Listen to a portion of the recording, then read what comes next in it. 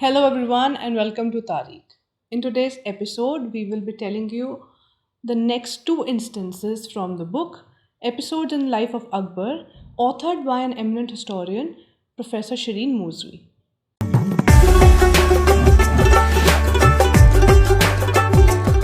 तो साल था 1552 और Humayun had taken Akbar, who was a young child of about 10 years, with him on his campaign against the Ghakkars to capture Kamran Mirza.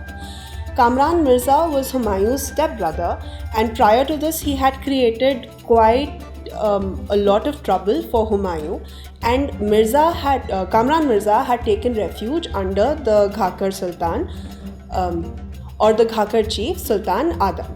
Now, this incident is described by Jauhar Aftabji, who had authored Tazkirat ul Baqiyat, which was a history of Humayun. But before this, it is important to recollect that Humayun had lost his empire. He had lost power over the Mughal Empire in 1540 when he lost to Sher Shah Suri and in the Battle of Kannauj. After his defeat, he sought refuge in the court of Shah Tahmasp I of Persia, where he stayed for a long time.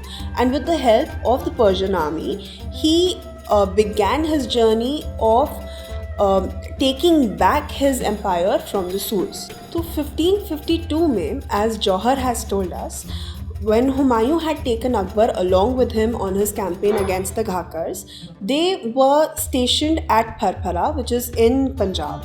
वहाँ पे Humayun orders Jauhar to go call Akbar after he has taken a bath. So Jauhar goes, he conveys the message, Akbar gets ready with the help of his attendant Rafiq, and Jauhar takes him back to Humayun. So Humayun sits facing Mecca, and he makes Akbar sit directly in front of him. And every time Humayun would recite a dua, he would blow on Akbar's face.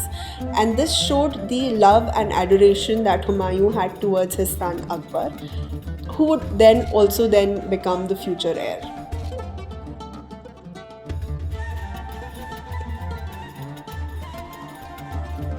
By 1555, Humayun started marching towards Hindustan, and on 22nd of June 1555 he fought a war against Sikandar Sur and other Afghan bigwigs, and finally in July 1555 he entered the Salimgarh fort in Delhi as a victorious emperor.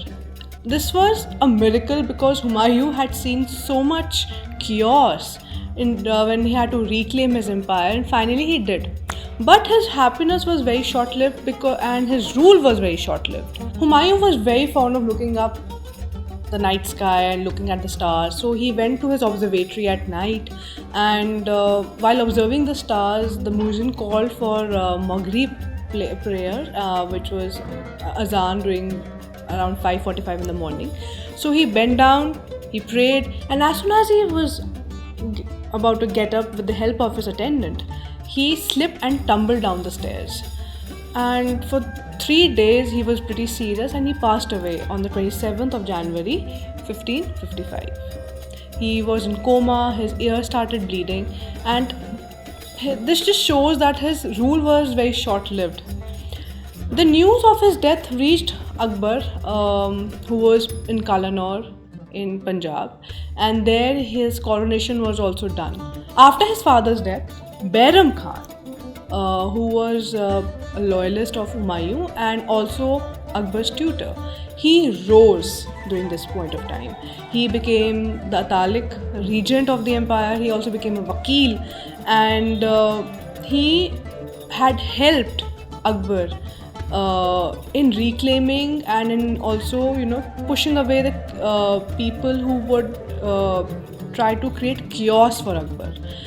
In fact, he was the one that helped Akbar in winning the second battle of Panipat, which was fought between Akbar and him. And obviously Akbar was just 14 years. He needed somebody to guide him. Under Bairam Khan, the nobility was completely under him, and he also extended the empire from Kabul to Jaunpur in the east and from Ajmer to Gwalior in the central India. But his powers were growing and he was somewhere becoming very arrogant and greedy. Though he was a very liberal person, but he forgot the fact that Akbar was also growing up. Akbar को भी एहसास हो रहा था कि वो ही बादशाह हैं एंड वो जो सल्तनत के अफेयर्स हैं उनसे दूर नहीं रह सकते ज़्यादा टाइम पे एंड पॉलिटिकली भी उनका दिमाग बहुत चलता था. And somewhere Maham Anga who was Akbar's wet nurse, she was also pushing him against Bairam Khan because she had her own camp and she wanted her own her own monopoly. And also the women of the harem, Akbar's mother, they too were pushing him against Bairam Khan. So with their help, Akbar finally decided to do away with the Bairam Khan. So on one fine day, Akbar goes to Delhi on the pretext of hunting, or at times it is stated that he wanted to meet his ailing mother, without telling Bairam Khan, and he asked all his nobles to submit to him. So this kind of agitated Bairam Khan, and he also sent a farman to him that stated his dismissal. Muhammad Arif Kandhari, who was an official of Bairam Khan, he was present at that time and he gives a first-hand account of the whole situation and the farman that was sent by Akbar to Bairam Khan, who was in Agra. The text, the farman is very long.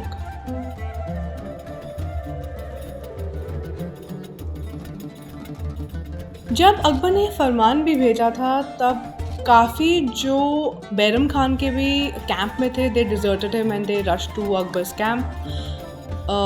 Bairam Khan was pretty agitated, yes, and he went to Punjab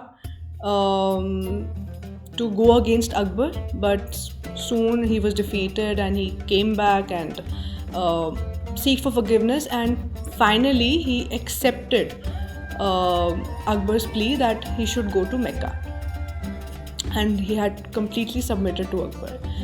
But on his way to Mecca, when he reached Gujarat, he was assassinated in Patan, which was in Gujarat, by an Afghan soldier who had some grudge against him.